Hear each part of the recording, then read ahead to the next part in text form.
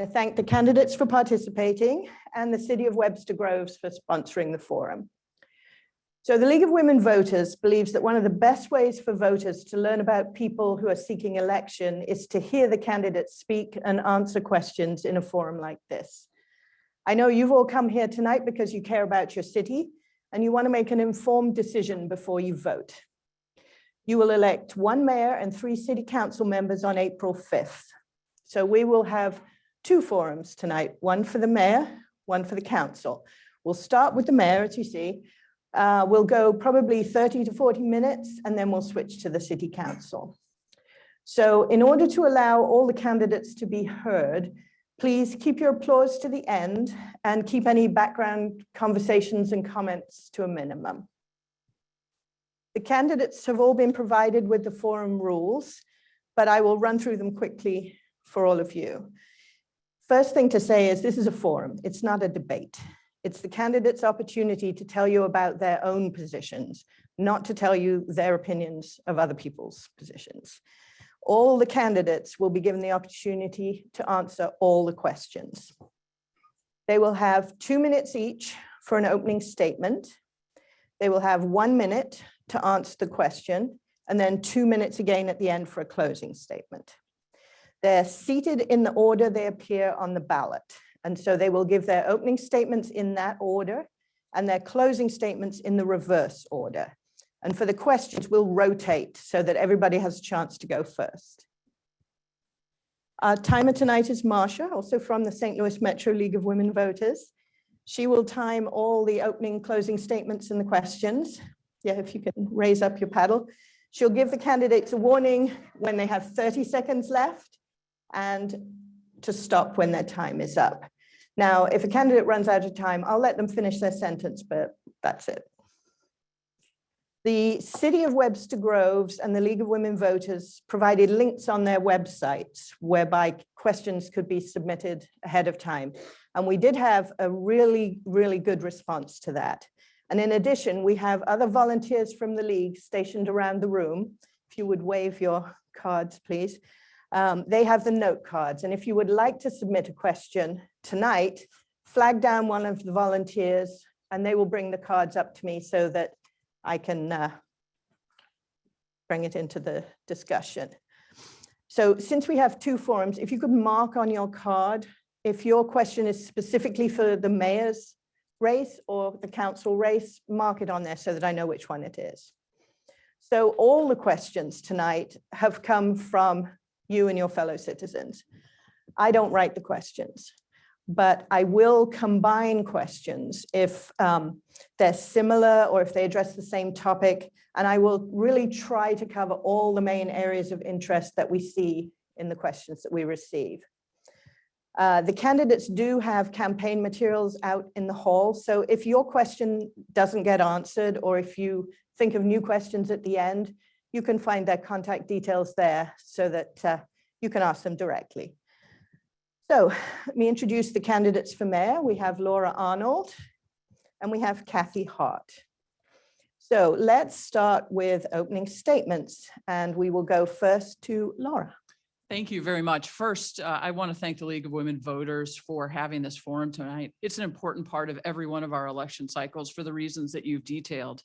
And I'm grateful for the work that goes on to make this happen.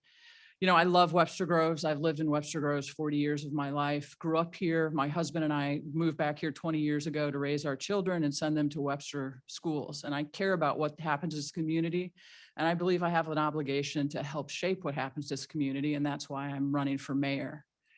COVID has created unprecedented challenges for municipal governments across the country, including ours here in Webster Groves. While there are welcome signs of improvement, the impact of COVID will be with us for years to come. Having been on the council these last 4 years, I'm intimately aware of the tough decisions that have been made and the tough decisions that are coming ahead for us. And there are really 3 things that I think we need to focus on as we're making those decisions. First, I'm committed to government that is accessible and responsive to all of Webster Groves. That means being open about opinions on issues. It means being available to residents and actively engaging people from throughout our community. We need to engage in development that is supported by our community. And when I say smart development, that's what I mean. Development that we as a community can get behind. And that means inviting people from all groups, age groups, economic standing. They have to be able to continue to share our community and be a part of that community process. And I'm committed to working with residents and property owners to make sure that we're moving ahead together in a collaborative way. And finally, we do have to manage our resources responsibly. We've got budget challenges that are ahead of us. We have to meet those challenges. Some of them are related to COVID, but some of them are structural challenges that have been in the making for many years. And the way we meet those challenges by working with all of you in our community to figure out what your priorities are. It's not my job to set a budget based on my personal priorities. It's my job to work with the community to identify those priorities. That's the fastest 2 minutes of my life. All right, Kathy. Okay. Thank you all for being here. And I want to thank the League and the city and the university for putting together this forum. As a little background, I grew up in Webster Groves, and I feel very fortunate to continue to call this community my home. I went to Holy Redeemer and Narings Hall, University of Missouri in St. Louis, and I earned my law degree from St. Louis U in 1990.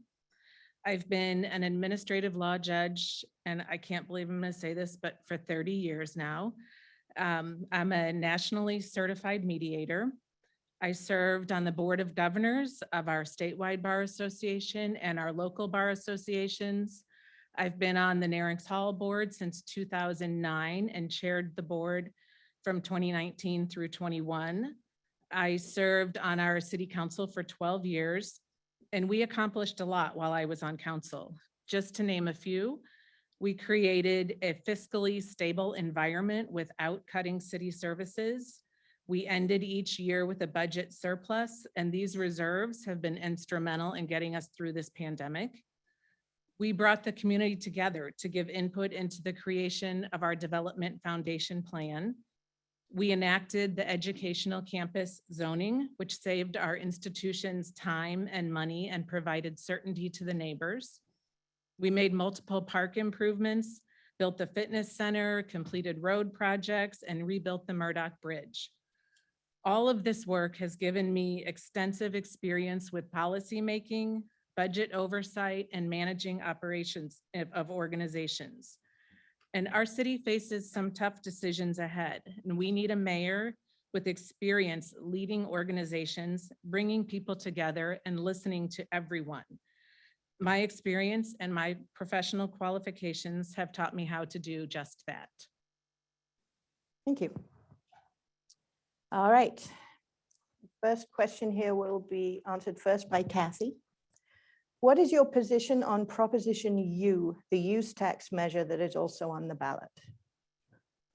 You know, that's a tough one because I realize that we do have a problem with our revenue, and it's been decreasing recently.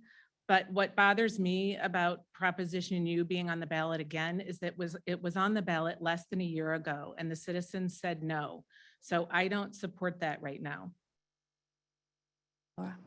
Sure, thank you. I actually am going to take the opposite position and believe Proposition U is important for our community. If we're going to pay our staff, we know from our recent classification compensation study that up to 40% of our staff is underpaid relative to the market. If we're going to pay employees to keep them, and there's discussion in the community about worrying about the loss of employees, part of that is due to what we pay people, we need that revenue.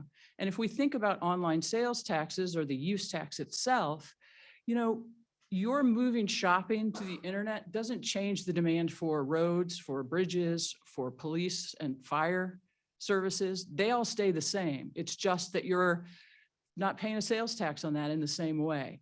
So we need to meet those services, and to do so, the use tax can help us. Now, the question about last year versus this year, we did send a use tax last year to the voters, but it was a very different process for the use tax because the state of Missouri, as it often does, overcomplicated things. What they did was put the burden of collection on individual residents. I know from conversation after conversation, many people voted against it because they did not want to do the self-reporting. Thank you. Sorry about that. All right. We had a lot of questions around housing. You can't hear me or Laura? Oh. Okay. Okay. Oh, 2 minutes. We've just got 2 minutes. Okay. We had a lot of questions around housing. So this next question will go to you first, Laura. Okay. Voters in Webster Groves have recently defeated several measures that purported to increase the city's revenue base and affordable housing supply. Should the city take measures to make housing more affordable? And if so, how?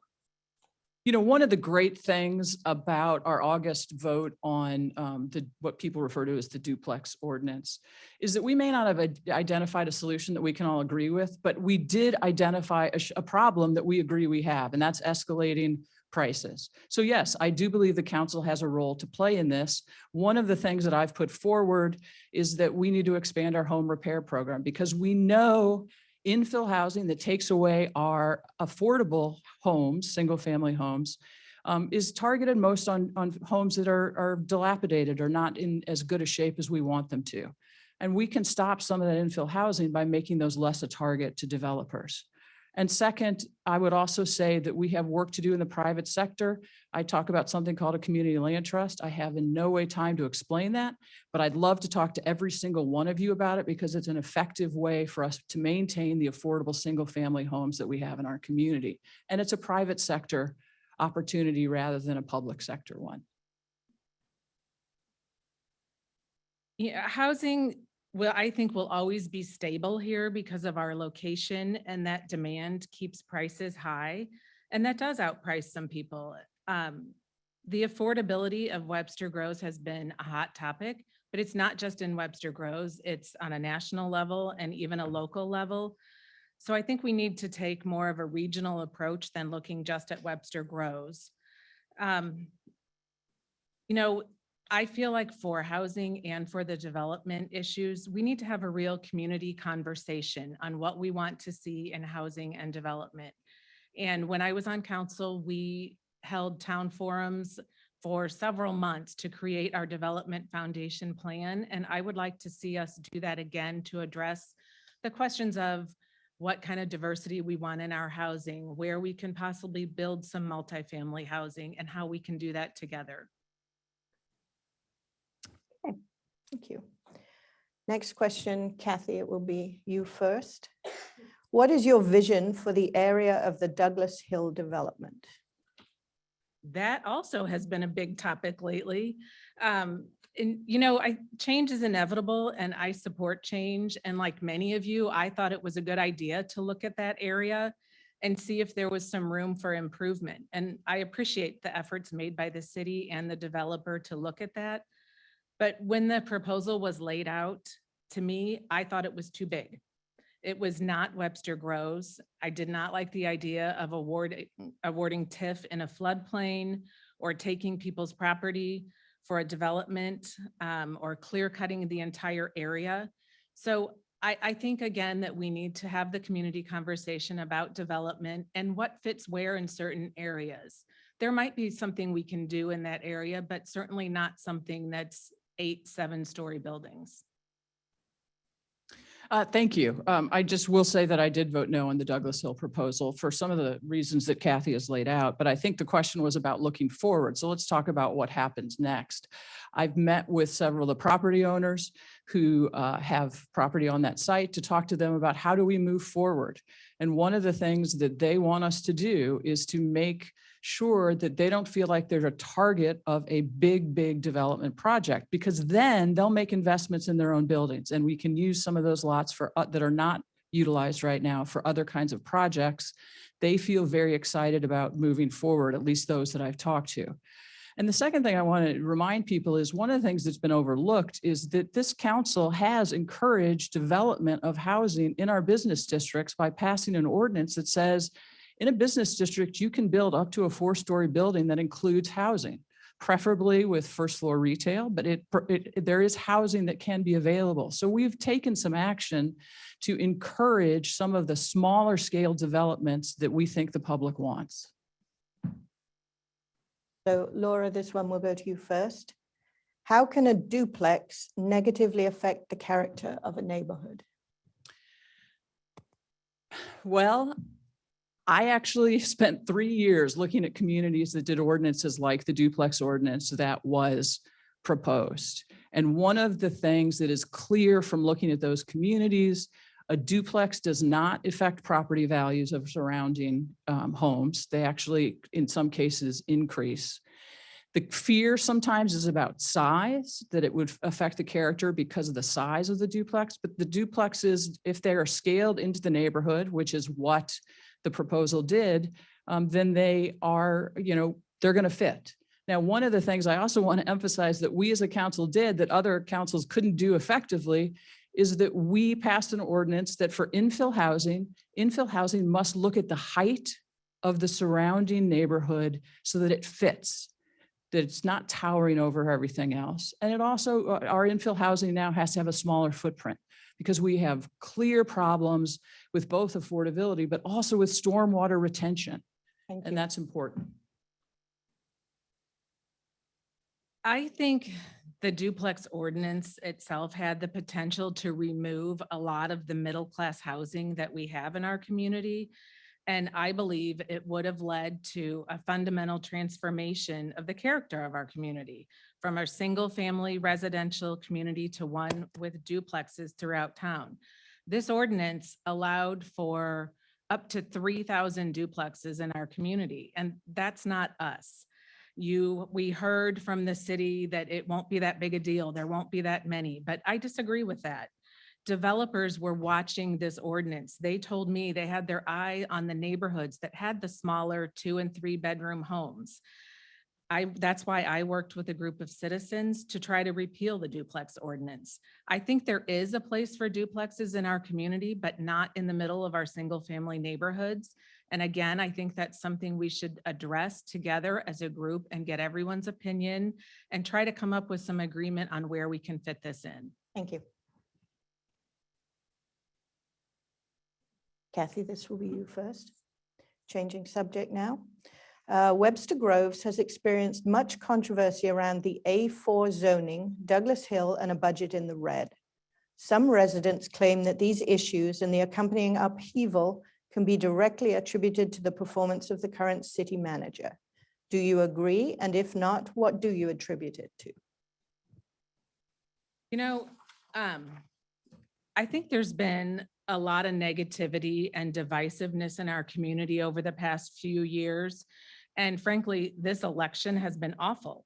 I'm shocked by some of the things that people have said about me and my family. And this is not the hometown that I know. I think what has gotten a lot of people upset is they feel like they're not being heard. They feel like council is not listening to them, or council is out of touch with what the community wants.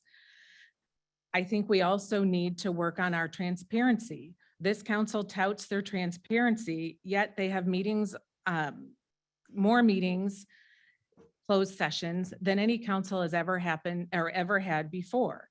And no government matters more in our day-to-day lives than our local government. So I think we need to respect that, respect each other, and be open and completely honest rather than focusing on how to justify our decisions or blame someone else for our problems. Would you mind repeating the question, please? Because there's several parts and I only got a couple of them. Webster Groves has experienced much controversy around the A4 zoning, Douglas Hill, and a budget in the red. Some residents claim that these issues and the accompanying upheaval can be directly attributed to the performance of the current city manager. Do you agree? And if not, what do you attribute it to? So first, let me say, if you look at the calendar, it's actually impossible to attribute all of these things to the city manager. A4 housing started before the city manager came on board. Douglas Hill started before the city manager came on board. Our budget was in the red before the city manager came on board. So to attribute things that happened before her tenure began, I think is frankly unfair.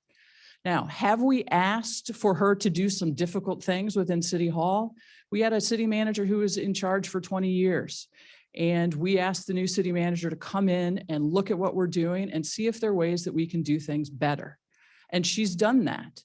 And yes, that's made a lot of people uncomfortable, but to blame her for these three things that are listed is absolutely unfounded. And one of the things I will note is that there seems to be a lot of surprise in the community about the fact that we have a budget in the red. And you know what? I'm a little surprised too. But one of the things we've recently found out because of a Freedom of Information Act request is that our previous city manager and finance director knew that they would expect a $2 to $3 million deficit in upcoming, didn't share that with the council. Okay, Laura, this one is for you first. Yeah, again. I forgot. I get to go right again. I know it's. There have been reports of low morale and a recent exodus of city employees. What do you think can be done to create a positive work environment? I think that's an excellent question because, I mentioned the compensation and classification study. Not everybody stays at a job because of the salary, but if you're paying 40% of your people less than what they are worth, then you're not going to retain people. In addition, I think that, those changes that we have asked for, especially technology changes, are challenging. And I'm really still trying to not be distracted, and it's really hard. I know. So I guess what the bottom line I would say is that we need to show respect for our employees by paying them what they're worth and by acknowledging how hard they've worked in COVID over the last 2 years. It is absolutely amazing to me how our staff has adapted without the technological resources that they needed to do the job that they've been asked to do. And they've done it in really trying circumstances. And I understand that that might make morale low and that us asking for some changes will make morale a little bit lower. But we do have a future, I think, that is bright, especially if we pay our people what they're worth. Okay. I was concerned last fall when I saw that 6 of our employees had left in a short time and they didn't have other jobs lined up. That's a red flag. And over the last year, we've lost over 30 full-time employees out of our approximately 155. And that's alarming. Nearly half of them have been police and fire. We've had 8 firefighters who left since August of 2021. And they attribute their leaving the city to the cut in pay that led to a grievance and ultimately a settlement with their full pay being reinstated. All of that controversy is damaging to morale. And this speaks to me to management problems and a lack of oversight by the council. When you see employees in such a bad position, you need to ask questions and talk to them and get involved and provide some oversight or maybe some additional training. Our employees deserve a mayor and a council who will pay attention to them and support them rather than take their benefits away. Thank you. So for Kathy first. What are your ideas for raising revenue in the city? Okay. I'm a note taker, sorry. I could find it. Okay. I've thought a lot about how to raise revenue, and that's a tough thing to do. Our revenue is from taxes, and I don't support raising our taxes because I feel like we're taxed enough. But I think first, the city's job is to keep our city looking good and inviting for businesses and residents, and this makes people want to come here to shop and eat and work. We need to look at some creative ways to raise revenue other than simply taxes and utility taxes because these can fluctuate. We have strong business districts and the business owners spend so much time planning great events for us. When I was on council, we created the Business Development Commission made up of citizens and business owners who've done a great job of promoting their businesses. But I think we can also look at some of our underperforming areas. And when we created the Development Foundation Plan a few years ago, the planners told us our region was saturated, but maybe that's changed and we can look at Watson Road again when we have our community conversations. Laura? Thank you. So there are a couple of different things in terms of the revenue side of this. One is, I already said I favor Proposition U and told you why, and I think that's an important one. And if you haven't really thought through Proposition U, I know there are materials outside and I'd encourage you to pick something up. The second thing I would say is I do think we need to begin to think more about regional cooperation. And I am not talking about Better Together 2.0. I'm saying maybe there's some of our neighbors who we can work with to help the bottom line. One example is, we all do municipal courts pretty much the same way.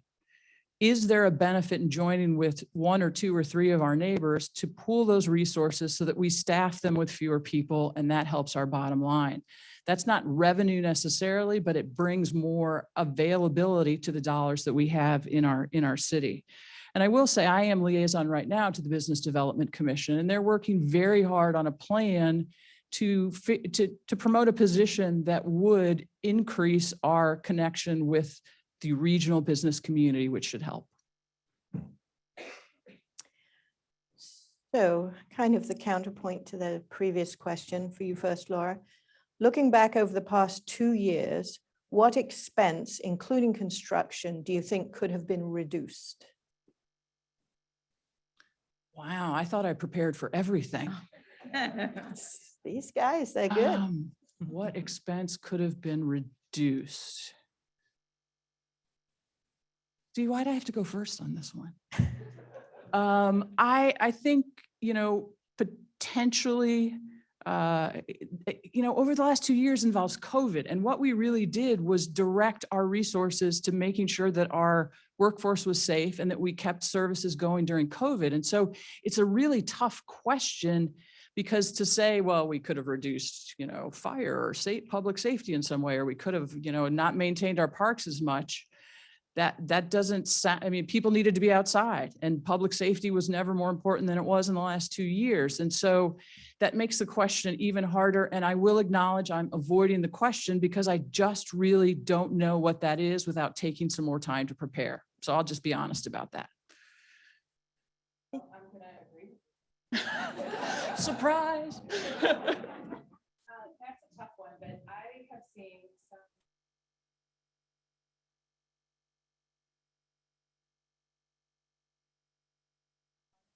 She's close. Yeah. Someone is waving at us. So. Can you hear me if I talk really loud? Or try one of the, or the. We can hear the speakers back here, but I can't tell if they're on back there. Did that go into any of my time? No. No, that's unfair. We're not that mean. I will say I've seen some staff come in at top of the pay range and being offered salaries more than some long tenured employees. So that's a potential expense that could have been cut. And I've seen a lot of studies. It seems like there's constantly a study being taken, and a lot of that our own staff did before. So I think we've spent too much on that. And I think what this is going to require in the future is a council that really goes through the budget line by line and really delves into it to see where we are spending money and where we can stop spending some of our money. Okay. Right. Kathy, this is for you first. Are you receiving any type of support, financial or otherwise, from any PAC? If so, which ones and why are they supporting you? No, I am not. And I was prepared for someone to ask me about Preserve Webster. So I'm going to tell you that is not me. I am not Preserve Webster. I was part of that group when we coordinated efforts to repeal the duplex ordinance, but I'm not them. I'm not creating their ads and I'm not involved with them. I see the ads in the paper Friday morning, just like you. All of my funding for my campaign has come from me and some citizens who live here, some people I don't even know who are really interested in this race. I've gotten a check from the Firefighters Association and I appreciate their endorsement, and that's it. No, I'm not receiving any money from any other organizations or PACs. No, I have not received any money whatsoever from a political action committee. One of the things you can do is go to my website and see a list of every single person who has donated to volunteered, or taken a yard sign for my campaign. So it's perfectly transparent who is supporting me. And that list includes more than 150 donors with an average donation of about $75, more than 450 volunteers, donors, and homes to yard signs in our community. And volunteers alone have driven this campaign to knock on more than 3,000 doors already during the course of this campaign, because we're a grassroots campaign. My campaign managers, my co-campaign managers are volunteering their time because they think it's important that I be elected mayor of this community. And so, you know, I'm tired of talking about Preserve Webster Groves. I don't want to talk about Preserve Webster Groves. I don't know who they are. I frankly don't know what they want. I do know they don't like me, but we need to get on a campaign that's back about issues and stay there. Yep. All right, to Laura first. During your term as city council member, how did you make yourself available and accountable to citizens to hear their opinions and answer their questions? Oh boy, I love that question, because that is the most important thing to me as being a member of the city council, is being open and available. When I ran for council, I took my academic career. I'm by training a college professor, and we always have office hours. Well, as a council member, I had office hours. People can come to talk to me, you know, they were available. I've answered over 700 emails from residents to the city council over the course of these 4 years. I have had events in parks. I have had things in restaurants. I've had things throughout our community. Thanks largely to those of us elected in this 4 years ago, the city began again to have more town hall meetings and did more surveys so that we could get more input from citizens. To suggest that we somehow have closed ourselves off is, I think, fundamentally unfair if you look at the past practice of this council and my practice in particular, because I've worked very hard, because as I said, being available and hearing from residents has been my highest priority as a council member. I have always been available. I was on council for 12 years and always had my home phone on the website and my cell phone. I answer everyone who calls. Now we're having coffees on Friday mornings. If anyone wants to come to the Bread Co. tomorrow morning at 10, I'll be there. We had, while I was on council, countless town hall meetings to talk about various issues. I listened to everyone and considered everyone's input in making our decisions. Thank you. So I'm going to ask one last question and then we'll go to closing statements. But I do want to say before I ask the last question, we received a lot of questions that were along the lines of, why should I vote for you? What qualities do you have that would make you a good mayor? Why did you choose to run for office? Those kind of things. So I'm not going to ask that question, but I would ask you to maybe touch on those points in your closing statement. So the question, which goes first to Kathy. Our current mayor is solely dedicated to her role, is highly visible and often working in City Hall. How much time do you foresee spending each week as mayor of Webster Groves? Will you be employed full or part-time while you're in office? Okay. Yes, I applaud our current mayor. She does contribute a substantial amount of her time and attention to this job. I do have a full-time job, but don't tell my boss, but I'm thinking of retiring, or actually I should say, don't tell my mom and dad, because, but I am thinking about retiring and working part-time. I also have flexible hours, so I can be in City Hall more in the afternoons and work from home in the evenings. So I can dedicate a substantial amount of time to being at City Hall. So I am actually a COVID retiree. This change in the nature of students in secondary education, which is where I was teaching American government and politics for secondary ed teachers, has changed. And so I retired during COVID, so I have no full-time job. I intend to take as much time as is necessary to do this job. I do applaud the mayor because she was always available. And one of the things that we need to remember about the job of mayor is that you're the public face of the city. You show up places when people need you to show up. And I can do that. I do have a couple of other commitments, but they're not, I'm chair of the board of Arts and Faith St. Louis. That's a minimal commitment that won't interfere. And I continue to be on the board of Webster Rock Hill Ministries, and I'm not going to give that up for anything. And I don't think it'll interfere either. All right, thank you. So now let's move to your closing statements. You'll have 2 minutes each, and we will start with Kathy.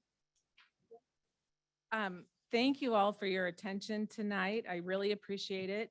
And if you have any more questions, my material is in the back with all my contact information, so I welcome a call anytime. But I know that I am the better candidate for mayor. I have the experience and knowledge needed to restore stability to our town. I've proven my skills and my dedication to public service. I worked well with all of the council members I've served with in the past. We were an effective group and we made good decisions for the best interests of our entire community. We've had a lot of divisiveness lately in town, and I think we talked about that earlier, that I feel like a lot of people just feel like they've not been heard.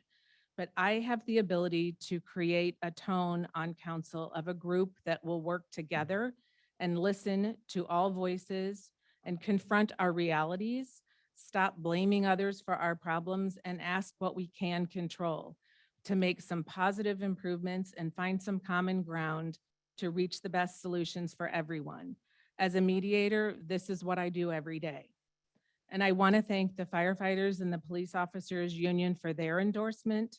I think they trust me and they know that I can do the work needed to help us get through the problems we have now. I will always ask questions and make tough decisions and work as a team. So I just ask you to consider as you decide who to vote for. Do you want more of the same for the next 4 years? And is the status quo okay? If not, and you want a mayor who will work with all the employees in the city and the council to create a team approach and make some positive changes, then I ask for your vote. But I can't end the evening without saying a special thanks to Mayor Welch. She has worked tirelessly for all of us. She was first elected to the city council in 1994, and she has been our mayor since 1998. I don't know anyone who's worked harder for our community, and I thank her for that.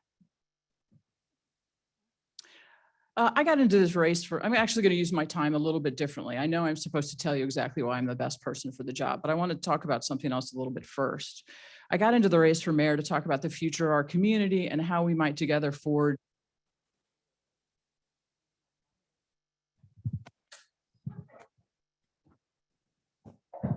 Good luck to you and the council people who can do this a little better. So we have had some challenges and disagreements on specific proposals. And I think we've gotten some clarity over time on how to move forward. And one of the things I want to do is build consensus around that. But I believe that our community wanted a positive, idea-driven campaign, after which they could choose between two candidates. I still believe that is the election season that the community wants. Unfortunately, what our community has been subjected to is half-truths through negative advertisings and anonymous emails. Criticisms of policy choices and votes are absolutely fair game. The politics of personal destruction is not. We seem to have forgotten that there are real people involved whose lives have been impacted by what is being said in this campaign. And the harm that's done, we can't undo. I don't know who's doing it. Those people are unknown to me. But we need to do better. And my commitment to Webster Groves is that if I'm elected mayor, I will work tirelessly to make sure we do better. My campaign has been positive and idea-oriented. It will continue to be that way because, frankly, there's no honor in winning any other way. And our community deserves that kind of campaign. I am an experienced city council member. I'm a political scientist and an educator. I specialize in legislative affairs. I'm a leader in the nonprofit community, having led numerous boards and committees in that area. I'm practiced in policy development and analysis. I think I do okay behind a microphone as a public speaker, and I'm deeply embedded with our community in a number of ways.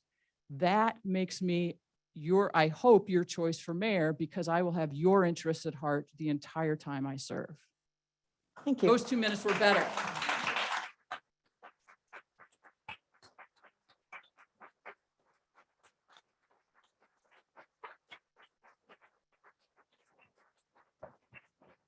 All right, let's switch over now to the council forum.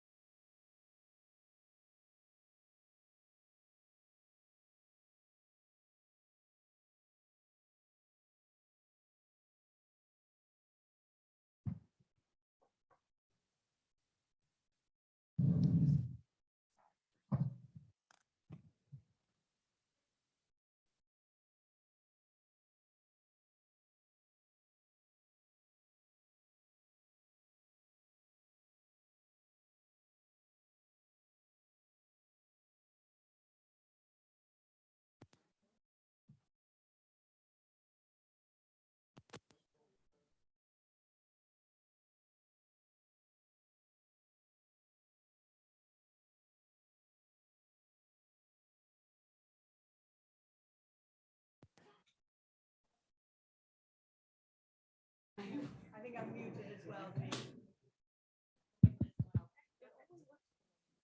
Testing.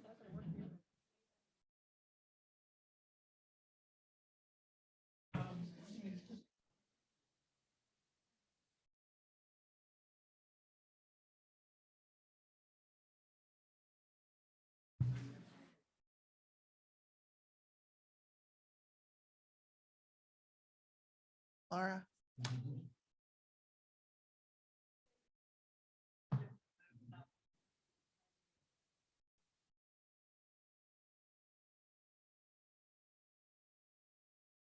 All right, we should now. Can you hear me at the back? We do have some open seats at the front now that the candidates are on the stage. So if you'd like to sit, come on down. All right, so now let me introduce the candidates for City Council. We have Emily Hickson Shepherd, Pam Bliss, David Franklin, John Eppers, Dawn Cole, and Karen Beck. So we will start with opening statements, beginning with Emily, and then we'll go on down the line. You have 2 minutes each. Go ahead. Thank you. Hi, it's great to see such a full room here. Is this better? All right. Hi, I'm Emily Hickson Shepherd, and I'm running for City Council because I want to work with all of you and with everyone in city government to make Webster an even better place to live. I have a master's in business administration, and in my job at Washington University, I manage a staff of 10 and a budget of about $30 million in grant funding. I think what sets me apart is my ability to work with people from different perspectives and to communicate the important facts and details about the issues that we face. I've been involved with our city government for about 2 years now, attending meetings of the council and commissions, meeting with community members and city staff, and I'm ready to help all of us to make positive change in our community. What got me to this point was the old Webster redevelopment project, which I was really excited about at first. I paid close attention because I live literally 4 houses from the site. I attended all the town hall meetings and commission meetings, read all of the documents, processed and shared information with my neighbors near and far to do the same. It was a collaborative effort. And because so many people in Webster have different areas of expertise that were incredibly useful. And what happened surprised me. Many in this community, myself included, realized that the project would be a loss for the city, but that made us focus on what we all might really want for our community, about positive initiatives. What would promote diverse housing and affordable housing in Webster Groves that everyone could support? What would responsible development look like? How could we engage our business community in a process that so deeply affects them?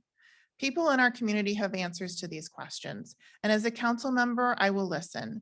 The current council is beginning strong efforts to engage with the community and has begun to make city government more accessible and more transparent, and I support that completely. I will be a fully engaged council member and fully accessible to all of you.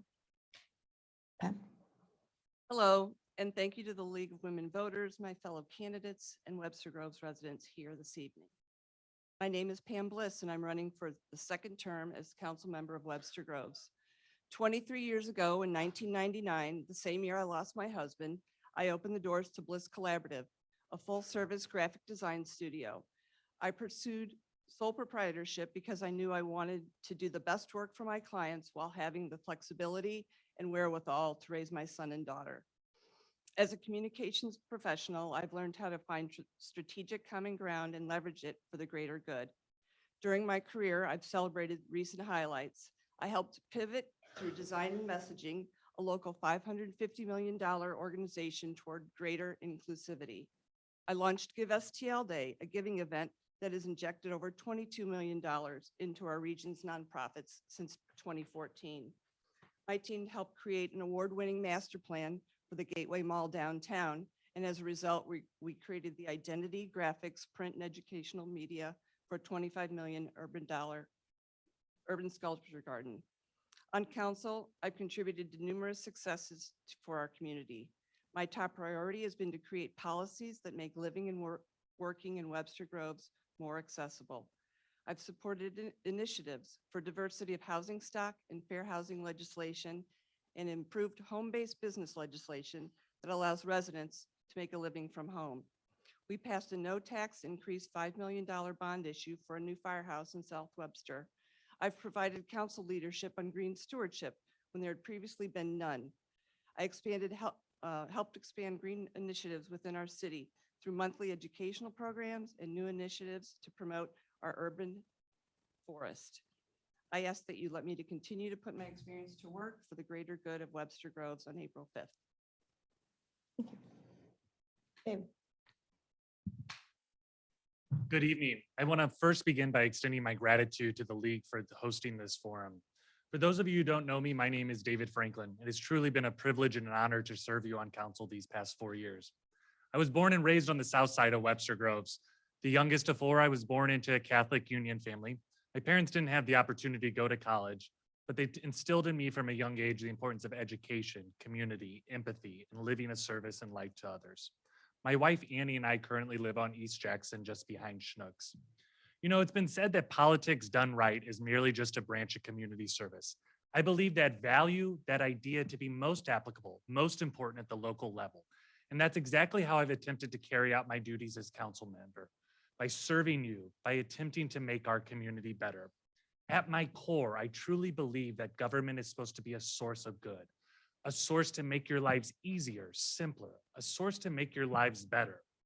Over the last 4 years, we've made great strides to make a better Webster Groves more inclusive, transparent, and honest. 4 years ago, I campaigned on the idea, and once elected, I stridently advocated to video record all of our council meetings. So you, the voters, can meet us wherever you are and at whatever time. It took a pandemic, but we finally got there. I led the charge to amend our city charter. So every 8 years, you have the opportunity to hold a charter review advisory commission. You can determine the strictures by which you are led and governed.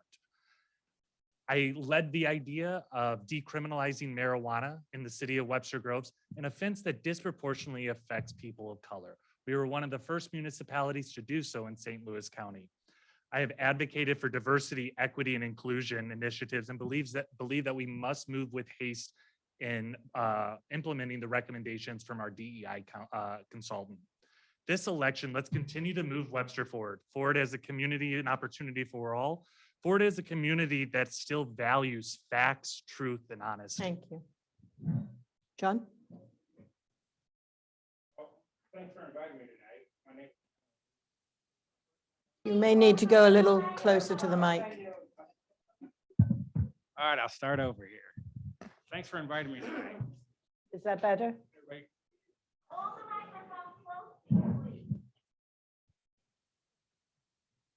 Thanks for inviting me tonight. There you go.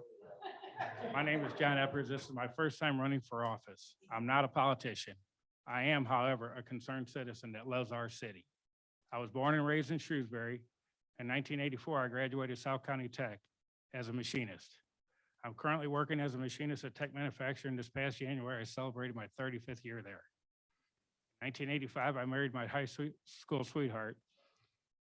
She also grew up here in Webster, and she works at Hair Salon in Webster Groves. We have two wonderful children, grown children. Our daughter Nicole is a special education teacher. Our son is currently serving in the Navy. 2012, we decided, my wife and I decided to move back to Webster Groves, be closer to our parents. We were lucky enough to buy a house 4 doors from them. I'd done a lot of work at my house since we moved in. When I was planning my garage, I went to City Hall with a sketch I had and ideas, and they were told they looked good from planning. After I had the plans drawn up, I was told, even though my green space will allow it, I cannot have a 3-car garage on my lot because of the size of my house. Therefore, I had to replan and redesign everything. I had a bad experience getting permits and with a few contractors refusing to do work here in the city. I recruited some family members and together we built my garage. As I was building the garage, it was during COVID. A lot of neighbors were coming by, walking by, checking out, seeing everything I was doing. I told many of them my negative experience with City Hall, and I told them I should run for council and change a few things. I'm a man of my word, so here I am. As your council member, I will be the citizens' voice at City Hall. Every side has 2 stories. I will work to make sure both sides are heard. All voices in this community matter. I believe in an open door policy. After all, this is our city. I believe in all items on an agenda should be thought out and well evaluated before a vote is cast. As your council member, I will host town hall meetings to bring your thoughts and ideas to the table. Thank you. Time's up. Don? We'll see if I have to speed up at the end. Can you all hear me? Okay, so I'm Dawn Cole and I'm obviously running for city council. I have lived in Webster Groves for the last 20 years. In 2003, I married my husband, Nick, but I had lived here already when I moved in first with my sister and then moved to South City for a year and then moved back to Webster Groves and bought a home here myself. Our daughter goes to Webster Groves schools. She has done that for her entire school career. So she is now a junior at the high school. I was running, part of my background is that I have a degree in human services. That's my bachelor's degree. I have a master's degree from Webster University in human resources and management. And most of my career has been in social services or public services, including the last 7 years before my current job at City Hall. I was one of the first 6 in the City Hall to quit my job without having another job. But I am gainfully employed now. As I was driving here today, I drove by the firehouse and it reminded me of the reasons that I am running today. There are a couple important things that tie in. First, I was reminded about the long-term planning and the general bond that was issued to build the firehouse. It was related to, it took long-term planning to do it, and also that we had a fabulous general bond rating, which is a credit rating, and that is based on the fiscal responsibility that we have had in the past. Second, I was reminded that there's an increased turnover in public safety staff, specifically in police and fire. Kathy Hart made reference to that. We have had 8 firefighter personnel. We've had 8 firefighter personnel turnover, as well as 8 police officers. And that is all ranks in that position. We've had, Thank you. stopping. And finally, Karen. Good evening, everyone. I'm Karen Beck, and I'm running for a seat on the City Council. I want to thank the League of Women Voters tonight for moderating this forum. I want to tell you a little bit about myself. I'm a native St. Louisan. My husband Ed and I have lived in Webster Groves for 34 years. Our son Nathan attended Webster schools, starting in kindergarten at Avery and graduating from the high school. While working full-time, I was able to achieve a long-term goal of mine and return to school and earned a bachelor's degree in business administration from Brown University. I retired last year after almost 38 years working for the city of Webster Groves. I was also one of the 6 people leaving. I worked in the Department of Public Works as an administrative coordinator. My name, my voice, my face may seem familiar because I've spoken with thousands of people over those almost 38 years. So if you had a problem with your trash, recycling, yard waste, you had problems with street construction, street improvements, needed help with your sewer lateral, you more than likely spoke with me. I really, truly enjoyed all of my years working with the community, troubleshooting issues and solving problems. The reason I decided to run is because I wanted to bring my experience, skills, and knowledge, having worked within the Webster Groves city government for over 3 decades. The items I'd like to focus on would be to restore fiscal stability, encourage appropriate development, explore housing options, evaluate the building permit process, and make sure that we can retain experienced staff. Thank you. Thank you.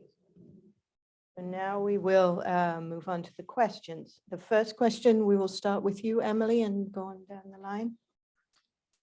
What is your position on Proposition W? Are there changes to the city charter that you would like to see?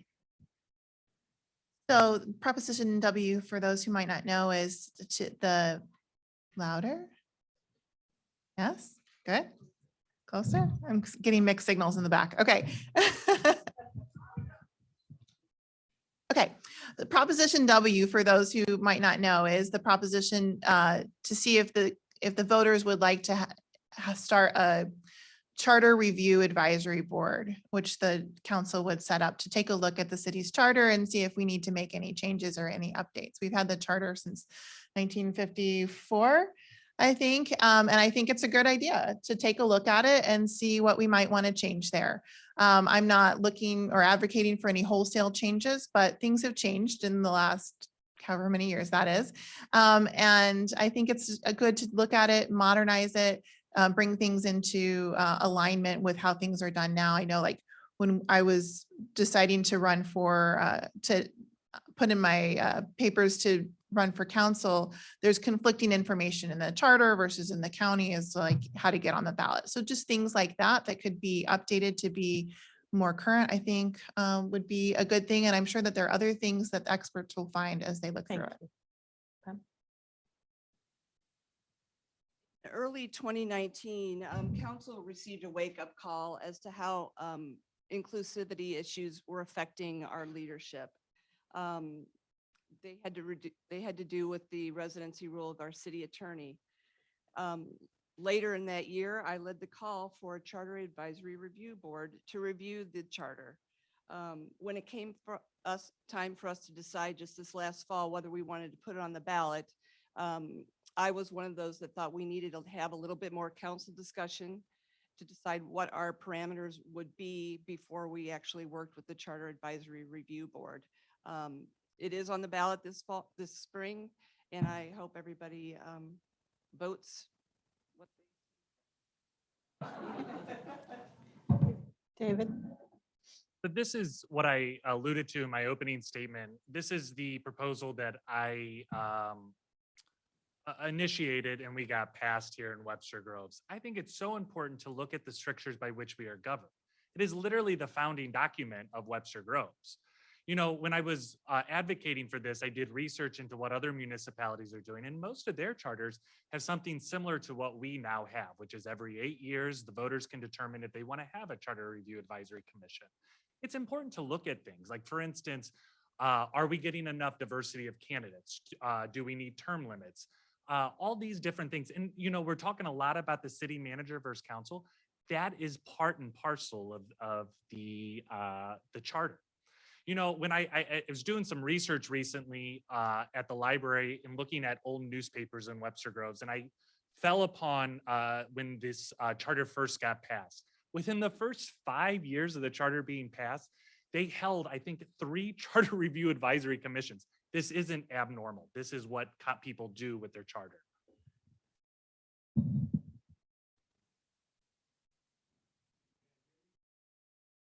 I'm all for the charter review.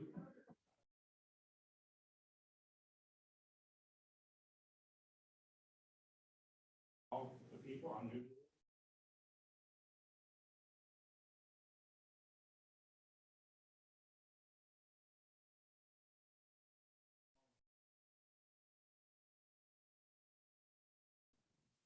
Okay, you can hear me, correct? Yeah.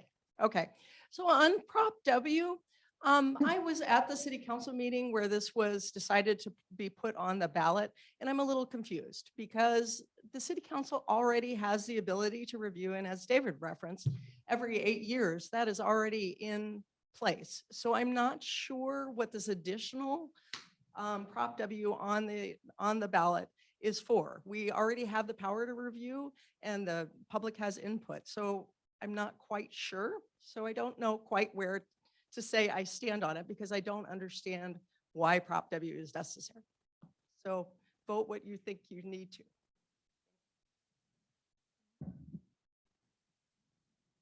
So I think it's important to know that if you vote no on this charter, Prop W, the council can still appoint an advisory board at any time with specific amendments to the charter can be proposed at any time. So the vote by the council then would be sent to ballot for a resident vote. One of the concerns that I have with going into a lot of details looking at the charter is that the changes could include how departments function and how even if departments remain under city control or could be even contracted out. So those are some concerns that I have. I currently don't find a lot of fault in the charter.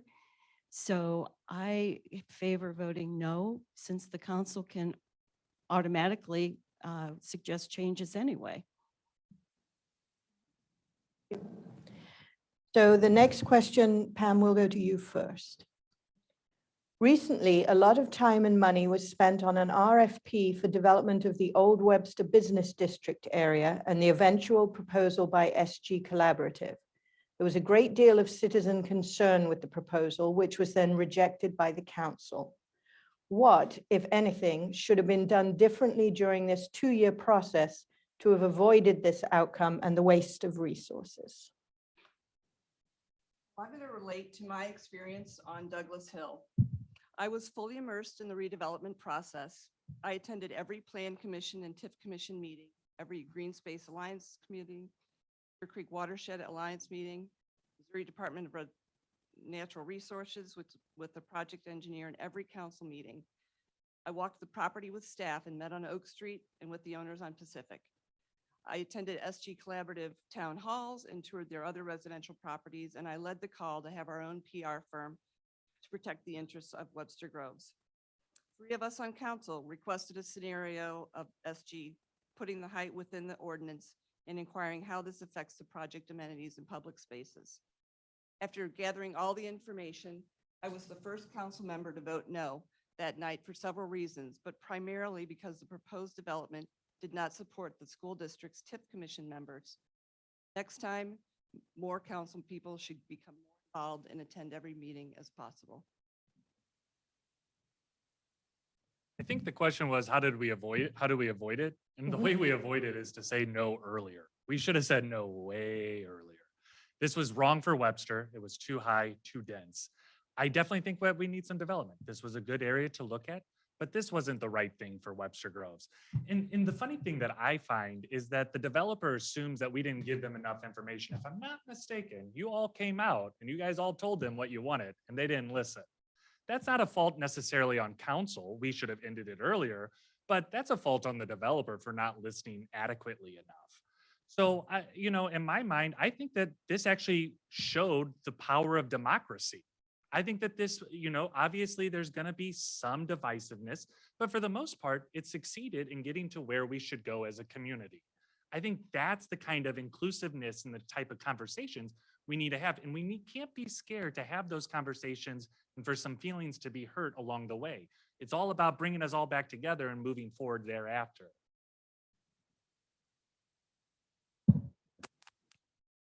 I personally think on the Douglas Hill project, it was too big.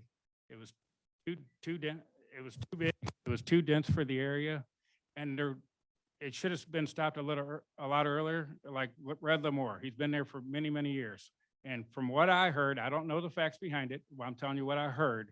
He was never approached about this project until the news media come knocking on his door and asked him about it. Is that true or not? I don't have that answer. I would like to fact check that. But as a community to move forward, we need to include everybody that's involved in it. I am firmly against any domain that's going to take away any business or any existing housing. We need to work together as a community and come up with a development that would satisfy all. And the way we could do this is host town hall meetings and try to get developers to come back in the Webster Groves that are willing to work with us. And we can talk to them and say, this is what we need, this is what we want, and have everybody's input on it. Thank you. So the first thing I want to say is that I have a lot of respect for City Council for working on this really hard issue. And it is easier for me to say for somebody who did not have to sit at the table and say, here's what you should have done. So I'm starting with that. I want to say that that was a hard thing. Unfortunately, I think it was too big. I don't know what could have been done differently. I have heard that Larry Chapman has said he didn't get communication. I do not know if that's true. I have not been, I do not know if that's true, but he seemed very surprised at the very end when it was turned down. So if there's some potential, it could be that there's more communication. It could be that the developer listens to the people earlier also and turn it, solve it. So.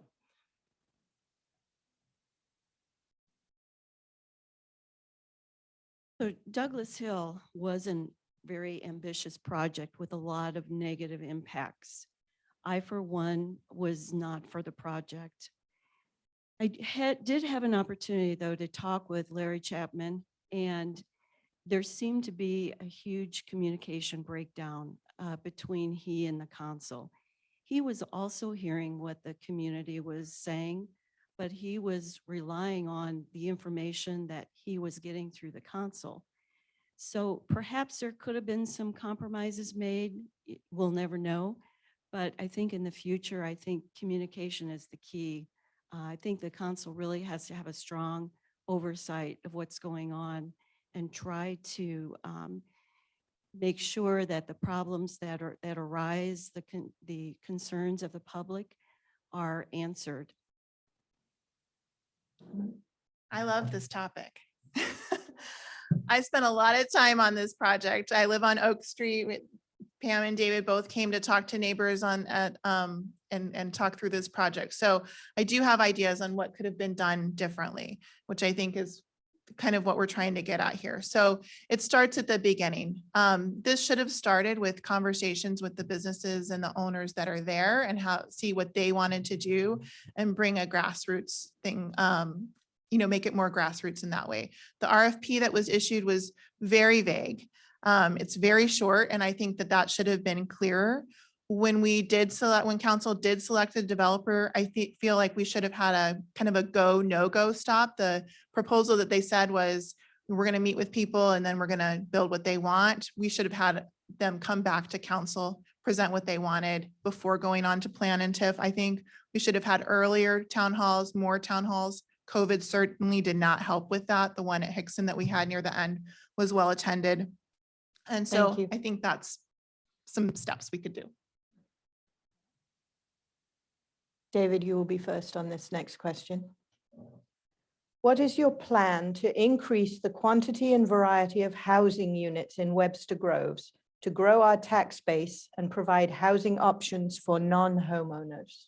A very, very difficult question to answer in 1 minute, but let me try. So there's no doubt that, my parents moved here more than 40 years ago, and they were able to buy roughly 1,100 square foot house for about, I think, $20,000. Me and my wife just bought our house about 2 years ago. We bought a 1,400 square foot house for $250,000. I wish it was $2,500. So, we have a problem, right, that we are missing, that our middle is shrinking and we are pushing out the middle class. My parents didn't go to college. I don't think they would be able to raise 4 kids in Webster Groves today. So the question is, how do we maintain the affordability that we currently have? And how do we hopefully increase some affordable housing options? One of the things that we can do is put a demolition tax on. Let's charge the people that want to tear down these affordable housing. Second, let's tax vacant houses. Let's charge the people that aren't keeping their houses, developers who are just deciding to buy up blocks and not do anything with them. The third thing is, let's charge the people that want to build monstrous houses. Let's put a tax on that and then use that money to serve the people that want to stay here in Webster Groves in their affordable houses. Yep.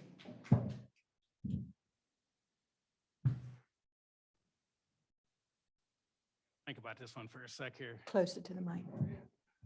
Can you guys hear me? I got to think about this one for a second. To make affordable housing, there's areas in Webster that are affordable. There's other areas that are, not too affordable to other people. So we need to keep the areas that are affordable, and I'm all for redevelopment. And if somebody wants to develop, I heard a rumor the other day about Great Circle. Somebody wants to develop some and put some villas in there. I support that. And, there's other areas in Webster where I'm dead set against taxing somebody for wanting to tear down a house. If you buy a house, you own it. And if you want to tear it down, that's your prerogative to tear it down and build what you want to build on that lot. Now, the house should be within standards to the neighboring houses around there. But no, for the city to come in and tax somebody because they want to tear down a house, absolutely not. You buy the house, you own it, you can do what you want with it. Thank you.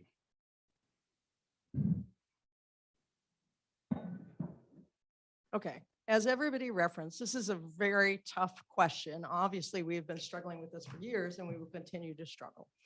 I don't have I don't have the end all result on how to do this. However, I think there are some options that we can pursue. Some includes supporting those who have maintenance issues and figuring out how we can do some loans for that. The other thing is look at home ownership. Is there a way that we can do this in 30 seconds? Is there a way that we can look at loans and for down payments for people so that they can afford to live here? I think we need to maintain the stock we have and see if we can add a couple options both on rental properties and on home ownership. Thank you.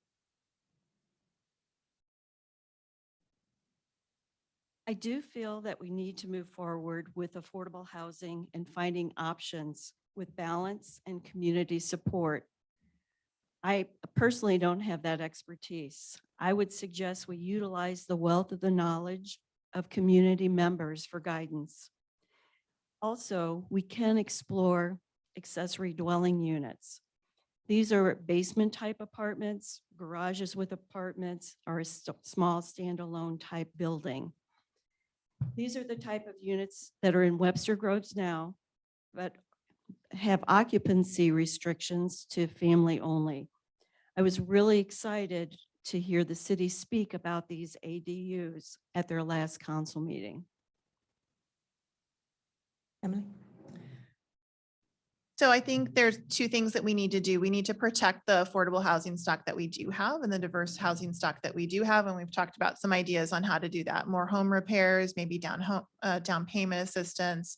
Laura Arnold talked about community land trust, different ways that we can help people get into homes and stay into homes. I think that one thing that we've heard from lots of people in lots of areas of Webster is the desire to have the ability to stay in their homes as long as they want to, and for their kids to be able to raise their families in Webster if they want to as well. And so I think that's going to take a lot of creative thinking and adding where we can and being creative where we can and protecting what we have already. I love the idea of being able to go, up to 4 stories in our central, our business areas that will allow for maybe some more rental areas or condo units, just so that we can make sure that anybody who is part of Webster and wants to be part of Webster is welcome and feels like they can live here in whatever type of situation that might be. In 2007, Gould Evans created the Development Foundation Plan, and which covered the 5 areas in Webster Groves that were targeted or identified as places for multifamily. At that time, multifamily housing was considered a void in Webster Groves. I do wonder why during the time when that plan was viable, why it wasn't pursued by the council to do more development. I do think now it's time for a new master plan, and I hope we can continue this process sometime in the next 4 years. During that plan, we should look at things such as accessory dwelling units, planned environmental units, which are single-family homes that are attached and considered with the green space in mind. And then again, the commercial districts already have raised the level 1 story where it's not surrounded by residential. Yep. So John, this will go to you first. There have been many smaller homes torn down in Webster Groves and huge ones put up in their footprint. Many are not to scale on their neighbors' homes. What are your thoughts on this practice? Personally think it's a bad practice. I mean, I know they're working on some planning and zonings. They're working on some planning and zoning issues to limit the size of the footprint according to the lot. Again, if somebody wants to buy a house and tear it down, I mean, it's going to generate more tax revenue for the city, and I'm all for that. But we need to keep the houses to a certain footprint, a certain amount of green space, and I believe the city code's already got that identified. Thank you.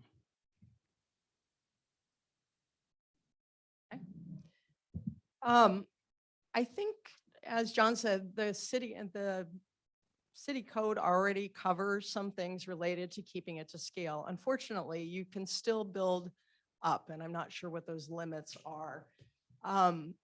As far as where I stand on that, I am originally from Denver, and so my experience was exactly what is happening or could have happened maybe even with the duplexes, which is they would take down small houses, scrape them, and then actually Denver had no requirements. And so you can build straight up 4 stories, have a garage on the bottom and build lot edge to lot edge. And that's still happening. So I don't think that we should have that. I'm not sure the exact way to fix that so that we don't have that. I do know we have better code covering that than some places like Kirkwood.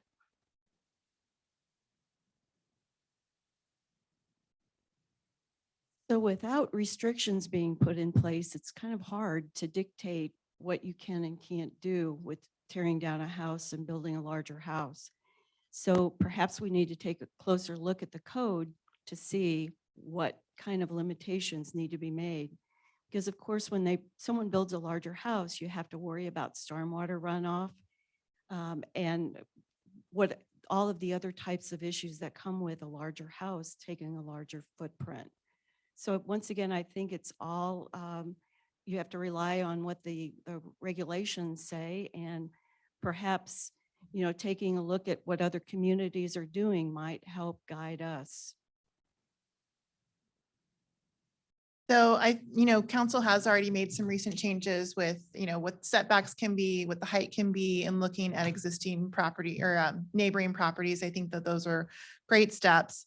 We've talked about preventing houses from becoming targets in the first place so that people can keep up on home maintenance so that it's, feasible for someone to purchase that home and not tear it down. That's another thing. The Architectural Review Board plays a role, which we have so much expertise in the city, and I think that it's, among the residents, and I think it's so important that expertise be on our boards and commissions to help us with decisions like this.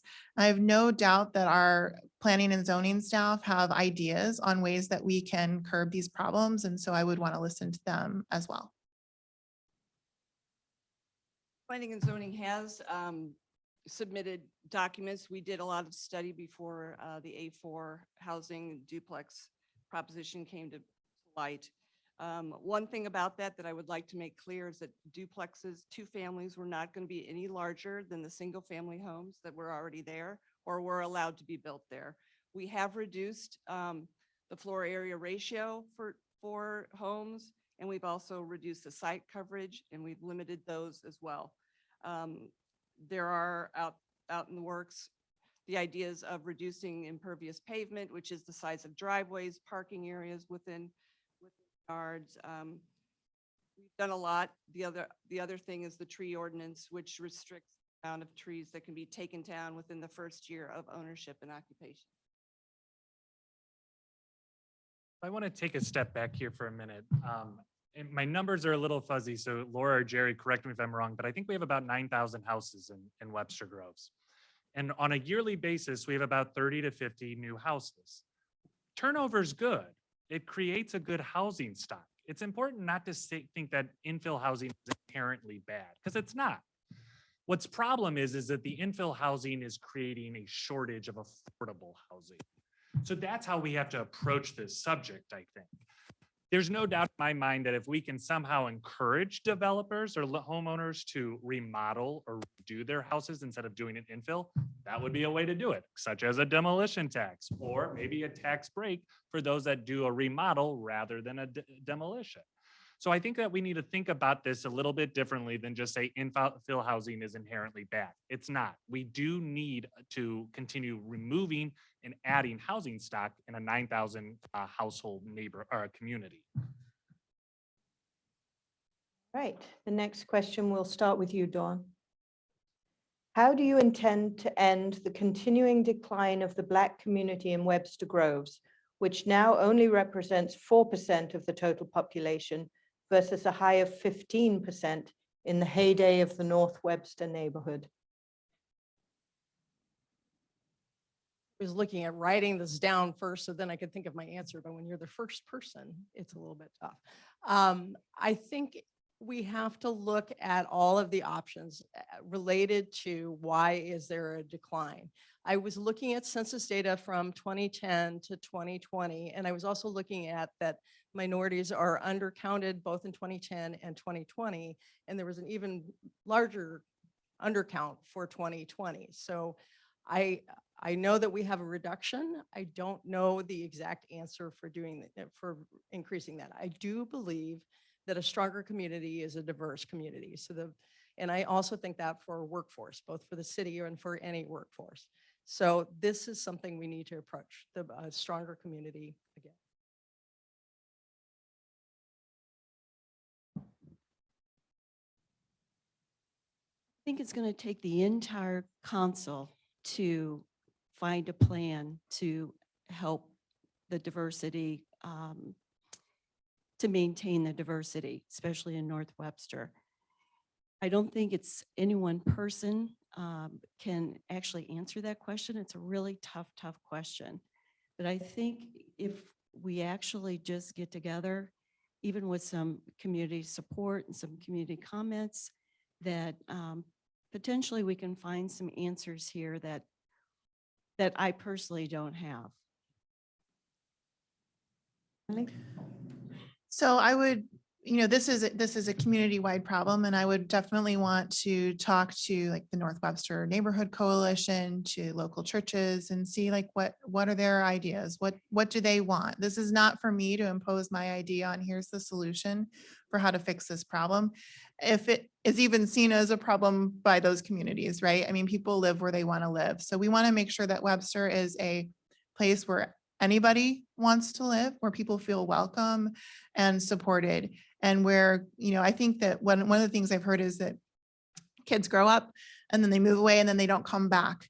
And so why are they not coming back? Is it because of the affordable housing issue or diversity housing issue? Is it because that's kind of the way of the world and people move on and then sometimes don't come back and sometimes they do? But I would definitely want to talk with our community leaders and see what concerns they have, what ideas that they have, and then work to find ways that council, city government, staff, and the community can work to fix those problems.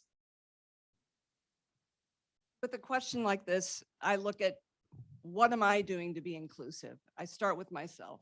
How am I engaging? Who do I hang out with? Who are my friends? Then I think the next responsibility is for us to look at our council. Who is on our council? We have an incredibly diverse and inclusive council. I don't think any one of us is like anybody else. Next, I make sure that I attend all sorts of community events. No matter who's involved, I show up. I may not know anyone, but I show up and I'm there, and I make sure I help create programs like that. After council and myself, we've already made a commitment within City Hall to promote greater inclusivity. Over the next, we decided that our short-term goal was to look at the equity audit and how can we take the findings of the comp and class study and apply those to ourselves. That's it. David. As a middle-class white male who's balding too early, I realize the privilege that I have sitting here telling people of color how to or why they should come to Webster Groves. I start with that, but I don't think you can manufacture diversity, but you can create an environment to promote diversity and embrace diversity. And that's exactly what this council is attempting to do by hiring a DEI consultant, by recommending we're going to start from the top, from the government perspective. What are we doing in City Hall to create diversity? And if you create that environment, then more people of color will hopefully want to say, hey, Webster Groves is an inclusive, welcoming place. White people that want to, or people that are Caucasian will say, hey, I want to live in an environment or in a community that promotes, that fosters, that embraces diversity. That's what we can do. This is a very tough question for me. I have no expertise in this. I believe our community is very welcoming of all, and all is welcome in our community, no matter where they decide to live at. As far as answering the question of how do we attract more, I do not have that answer. I am willing to listen to any and all for any ideas, and to host town hall meetings and see what we can do to improve and attract other people into our community. Thank you. Okay, next question, we'll start with you, Karen. What do you believe is the best thing that the new city manager has brought to her position, and how would you intend to work with her for the betterment of the city? Well, I believe she has brought diversity to the city. And as far as the second part of the question, I'm sorry. How would you intend to work with her for the betterment of the city? So I think communication is the key with not only her, but all of the city council. So communication, listening, providing oversight and suggestions. Being a long-term city employee, I've actually worked under 5 directors of public works and indirectly for 5 city managers. So they've each had different unique personalities, management styles, etc. So I think just pulling that information from working with them is basically how I would work with her. Just lots of communication. Emily? So some of the things that I really like that the city manager has done is an increase in transparency along with council, improving the tech that we have within City Hall. I mean, when COVID came, our city employees were not able to work from home because they didn't have the technology to work from home. They had to be in City Hall. So making that, improvement in that area. One of the things that I love that she does is she has kind of a wide, a wide purview of what she can do on her own per the city charter.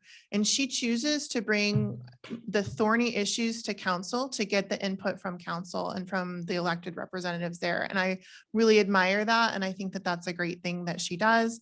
I've met with her previously and I would, want to continue a relationship and talking with her about ways that, the council and city staff can work together for the betterment of the community.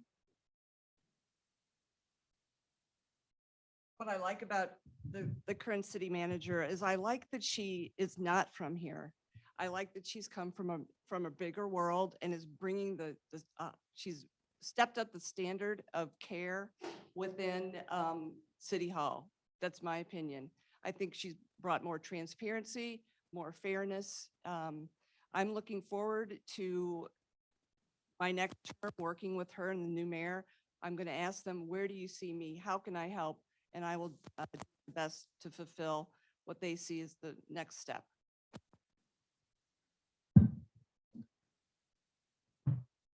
So I think one of the best things that this new city manager has done is brought transparency, not only to the public, but to council. The city manager has given us more information, more details than any previous city manager, or the only city manager that I ever was elected under. I think that this city manager has done a very good job of wanting to communicate with the public in a better fashion, both on social media and in person. The pandemic obviously put that in a little bit of a hindrance, but I think moving forward, you'll see Dr. Peoples out even more. I do want to bring up, I think the number one job of any council member is to hold our city manager accountable. And that's how I plan to work with her, is by holding her accountable at every action. But I do want to take this moment to address a little bit, because for some reason, I feel like Dr. Peoples and Eric Peterson, the assistant city manager, has received a lot of flack for things. And I'm not sure why, because, as Laura alluded to, a sunshine request that I did proved that the $2 to $3 million budget was known in April of 2020. Thank you. And this is really important. Make And it they very failed to brief, notify please. council. Thank you. I don't know Dr. Peoples personally. I met her one time. As far as what she's doing with the city budget and the changes in the retirement policy and everything, I think it needs to be reviewed and looked at and carefully studied with all the city employees. And, there's a right way and a wrong way to do things. And I think, some of the things that, we all heard about the 50 and the 10-year rule, but what about the people in the 40s that are in their 40s and had been here for 10 years? I think, that original policy, from what I understood, was for when they retired. And I think we need to go back and reevaluate what the policy was and make some changes and make some changes instead of just saying, hey, you're not going to get this. Make it go back to what it was intended for. And I don't know that personally, but I'm willing to review it. And I think all the city workers deserve that. Thank you. Sean. Try this microphone thing again. So I think the best thing that Dr. Peoples has brought is her attempt to do city engagement. I disagree on the transparency. We have tried to get some information out, and there's different things that conflict, both on what we know from being internal staff and talking with current internal staff and what we know related to turnover. I left the city because I could not take the negative work environment. Dr. Peoples speaks very well to the community and to the city council. She did not treat us in the same manner. So that is why I left. I continue to have those concerns. How I will work with her is to bring her that internal staff perspective and to bring that voice forward. That is how I will work with Dr. Peoples. So I think we have time for one more question. I will make the same comment to all of you that I made to the two candidates for mayor. I'm not going to ask questions about why should you vote for me? What qualities do you have that make you a good council member, etc. Please think about touching on that in your closing. So the question, which will go to you first, Emily. Citizens are concerned about the city budget being in the red. What will you do to ensure fiscal responsibility in the future? Sure. So, when we look at the city budget, we have to look at our revenue streams and the diversity of those revenue streams, and really take a look at those in light of the last couple of years with COVID, and see where have those, why are those not going up in the same, at the same speed and the same pace as our expenses, and what can we do to look at that? I think that the use tax will help. It's not going to solve the whole problem, but I think that that's one way to help this. We talk about how many the taxes that we pay in the city, and we do, but not a lot of those taxes come directly back into city coffers. It's like 8 cents on the dollar. So there are other revenue streams that that we have to look at that have gone down with climate change and the utility taxes that we get with COVID. And so I think that that's one thing to look at, is definitely on the revenue side. And on the expense side, we want to be modern, we want to be efficient, we want to make the best use of the resources we have.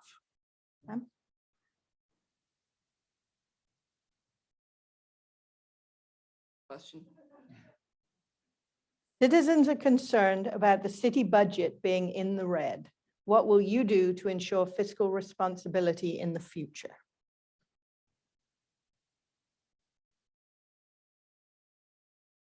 Well, the latest data from the annual comprehensive financial report for fiscal year 21 is online and it is complete. We're in better shape after that was posted, when the audit was completed, than anticipated. As we learned just recently, there was an email from the former city manager and the finance director. It was entitled Double Whammy, and it was basically saying that yes, they'd not anticipated a $2 million or $3 million deficit. By their own admission, anticipated this budget, and they did not tell council. The simple truth is that this financial predicament has been in place for decades. Dr. Peoples and her team are currently taking the necessary steps to confront these issues head on and make the difficult decisions to put our city back on solid ground. Any attempts to blame our new city manager or finance director for these problems are entirely misplaced. We live in a region where we have a city-county divide. I think roughly 88 municipalities, roughly 40 fire departments, some odd 60 number of police departments, some 20-something school districts. We are extremely fragmented. And that fragmentation, despite Better Together's failure, demonstrated that we waste a lot of money. We're gonna create a better government structure at the local level. We have to learn how to collaborate, strategically partner with our municipalities.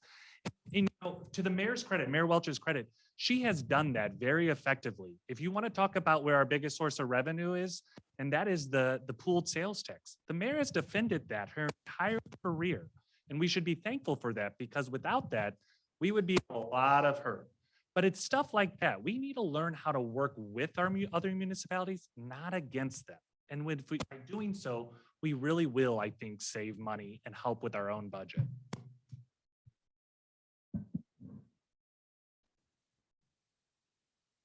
All right, to balance the budget, we as a city, we need to either increase the income or reduce the expenditures, or a combination of the two. First of all, nobody wants higher taxes. I believe we as a city, all the departments should review and adjust their fees accordingly.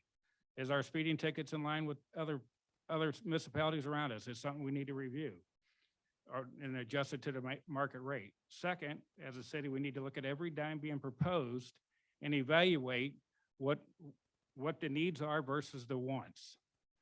Third, we need to work with developers and bring more businesses into the city and explore our housing options because, you know, you build a bigger house, you get more taxes. Thank you. On.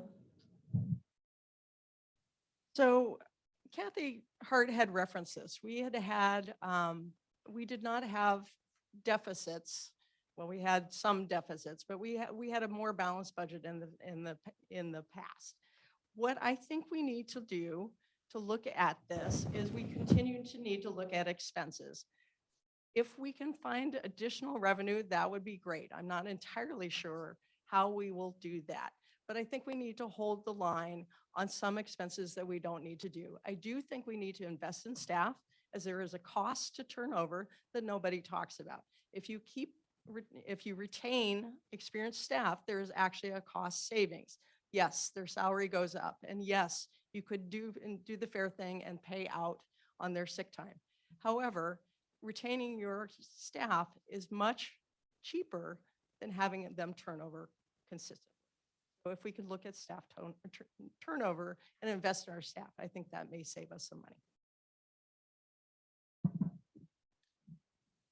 Yes, well, fortunately, we do have some of the American Rescue Plan funds that will help offset the deficit. Another thing we can do, I agree with Dawn, retaining city personnel. Also think we should look at, in the past about 8 months, 3 new positions were hired in the city of Webster Groves. New people hiring, we have to take a close look at that. That adds not only salaries, but benefits. So I think we should probably curtail hiring new employees, excuse me, at high salaries. Okay. We will now move to closing statements, and then I will have some, I promise, very brief closing remarks after you have all spoken. We will start with Karen and come back along the table this way. So 2 minutes. Well, thank you all for coming tonight. It's really great to see such a large crowd, and hopefully there's a lot of people on Zoom also listening. I want to share with you that I feel like I bring the unique experience, skills, and knowledge, having worked directly in the Webster Groves city government for over 3 decades, excuse me. After living in Webster Groves for 24 years, I'm passionate about our community, and I want to help shape the future. I'm eager to work with fellow council members and city management to tackle current and future challenges while working towards solutions. I'm committed to equally and fairly representing all residents in all areas of the city. I'm very thankful for the endorsement of the professional firefighters of Eastern Missouri, Local 2665, and also the Webster Groves Police Association. Please feel free to reach out to me if you have any questions. My website is votekarenbeck.com, and I respectfully ask for your vote on April the 5th. Thank you very much.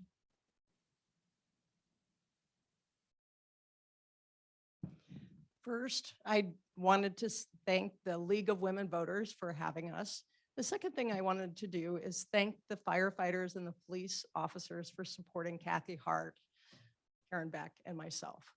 I think that speaks to what they are looking for in change and for looking for in their city council members. I think you should elect me to the city council, as I have direct related experience to be an effective council member. I worked at the city of Webster Groves for 7 years. I have volunteer board experience, which I did not mention before, and I have experience in management consulting, as well as implementing diversity, equity, and inclusion initiatives. This includes starting the equity audit with the city of Webster Groves. I've worked my entire career serving people, from my start as a social worker to my current job with a nonprofit. I also have handouts in the back, and my website is listed on there. It's DawnColeWebsterGroves.com. If you have any questions, you can reach out through my email. You can reach out, you can call me. And thank you very much for considering me. Closing tonight, I want to thank the League of Women Voters. Can for you go hosting- closer to the mic? I want to make sure they can all hear you. In closing tonight, I want to thank the League of Women Voters for hosting this event and especially for inviting me. Thank you. While I do not have a college degree, I learned a skilled trade when I went through high school. I work full-time as a machinist. As a machinist, we make engineering dreams a reality. They dream it, we build it. I'm a hardworking, blue-collar, common sense, keep it simple kind of guy. I create, design, and build things. I'm not afraid to get my hands dirty. After 35 years on my job, my coworkers look up to me. I'm a problem solver and I fix things. If elected, I will work hard with my fellow council members, the mayor, and the citizens of Webster Groves. Together, we will build a better Webster Groves that works for all of us now and the future. I want to go on record right now. I am firmly against any use of eminent domain that will take away an existing business or housing. That is not an option. I am a simple man living a simple life here in Webster Groves. I truly love our city. I'm running a self-funded campaign. My campaign motto is unity for the community. Together we can do this. Election is just 12 days away. I need your vote. So please get to the polls and cast your vote. Thank you and God bless. No, in this election, I think voters have a very stark contrast of choices. We can bunker down and attempt to rewind the clock as if the world isn't changing around us and revert to a Webster Groves government that was built for the last century. Or we can continue to move Webster Groves forward as a community and hope for all, a government that listens to all residents, that hears the voices of all residents. This election, we can continue to build a Webster Groves that can face and solve the challenges of this century and the next through innovation, collaboration, and modernization. For the second election in a row, I come before you as a member of a different generation than my opponents. With a fresh perspective, a desire to work hard, and a vision to create a more accessible Webster Groves government. Webster Groves needs leaders that choose not to use scare tactics to win an election. We need thoughtful, dynamic, and empathetic leaders that want to roll up their sleeves and solve difficult and challenging problems, because that is what government is supposed to do, and that is what the citizens of Webster Groves deserve. I hope to have the opportunity to continue to serve you on Webster Groves City Council for the next 4 years, and I ask that you vote for me on April 5th. Thank you very much.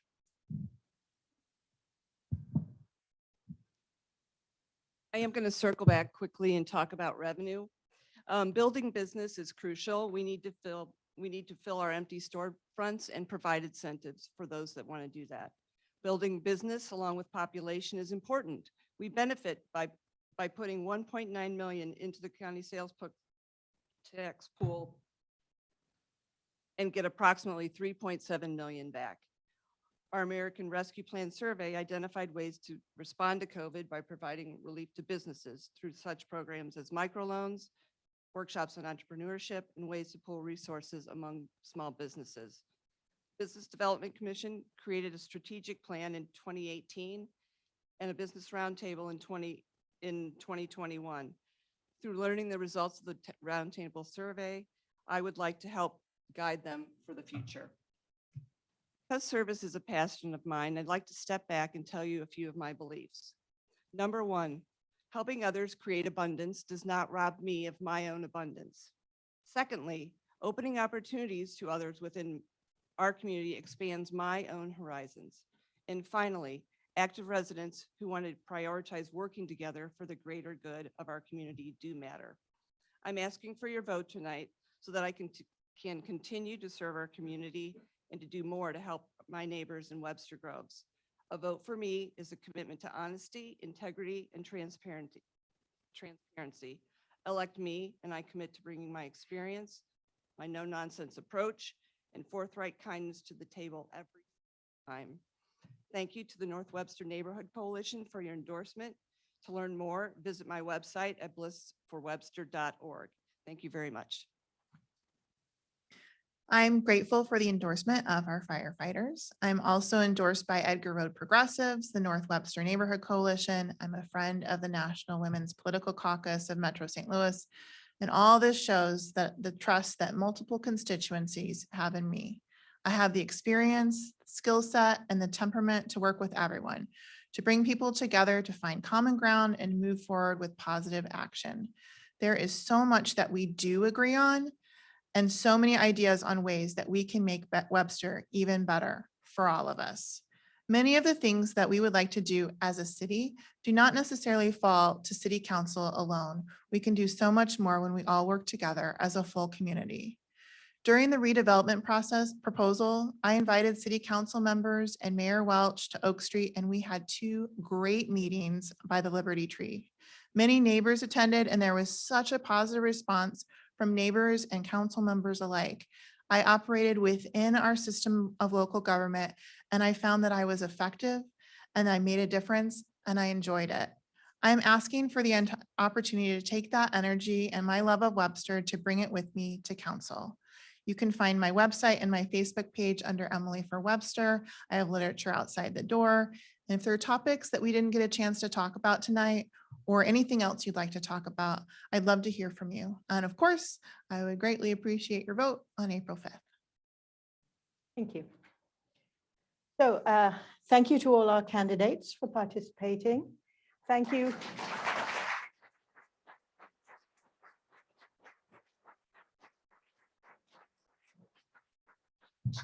Thank you to all of you for coming out or watching virtually and helping to make this event a success.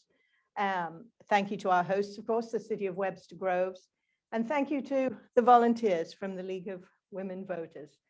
So if you found today's forum to be useful, think about joining us by becoming a member of the League of Women Voters, or make a modest donation if you appreciate the free services that we provide to educate voters.